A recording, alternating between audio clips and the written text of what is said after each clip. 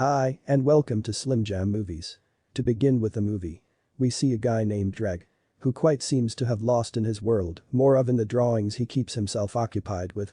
At work, he receives a call from his daughter requesting him to come to her graduation ceremony. However, as this was happening, the boss called him to tell him about his fired news for how he would give more time to the drawings than his work.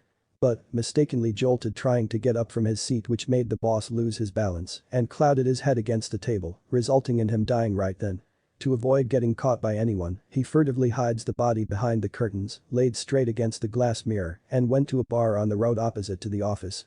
There at the bar, he met a mysterious lady named Isabel, who lays out an offer to have him out of this matter, but has to get a necklace back from his boyfriend to her, which has some yellow crystals ensembled inside. When did so, she using her powers, makes the body to fall straight down to the ground to portray it as if he committed a suicide, but yet still to avoid being seen as suspicious, she took him to her place for stay. At her place, she unfolds the secret of the necklace, which is supposed to give her the powers to control things at her tips by wagging towards anyone.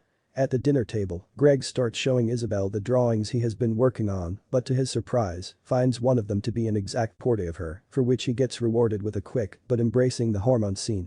Both then get used to each other's deposition, and Greg also acquires the same powers through consuming the crystals and spends a great quality time together, while her daughter goes on searching for her father who's been missing. Isabel sends Greg to go and get themselves some snacks, while mysteriously goes in a car with someone. But due to being short on the total, he asks the cashier to wait until she comes. The whole day passes, yet she isn't here, so the guy, feeling pity, offers him his order for free. But, not long after she comes and tells them that they need to go and get a refillment of the crystals, as how they are about to purge out. When at the place, Greg stays outside but happens to meet her daughter, who is still searching for him and requests him to come back, but denying it, she leaves him her number written on the picture of her graduation ceremony, which already happened 2 weeks ago. The next morning, Greg himself leaves the place to go and calls her daughter, but couldn't get it connected, so comes back leaving his voicemail for her.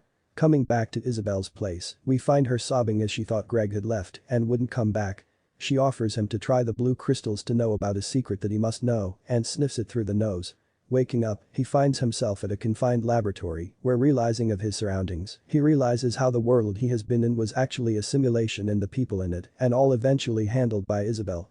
He comes out with Isabel and is shocked to see the real world and also the house he would always draw.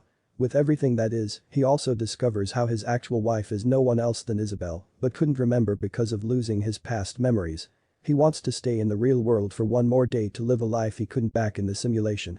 Also, realizing of the carpings Isabel has been receiving by people for her project, Greg advises her to bring it to people. At the presentation, Greg starts to see holograms of her daughter as he is being interviewed by Isabel, but soon after the presentation ended, chaos begins to spread everywhere, having both a world merging together because of the daughter, as who despite being just a computer program and not a real human entered into the real world. Isabel takes Greg back to the lab to go back and grab more of the blue crystals to fix it.